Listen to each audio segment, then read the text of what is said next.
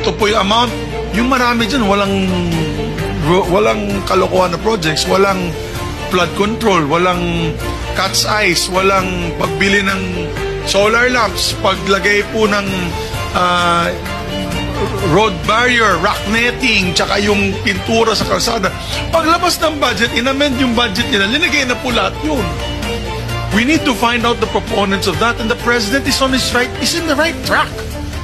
Kasi I've seen the president's frustration when I was Senate President na talagang bakit namamanggal yung budget at nawala yung aking legacy projects. Kaya for 3 years, nawalang legacy project yung ating Pangulo dahil nga, siguro there was a free hand and we're all guilty, no? Both House and the Senate.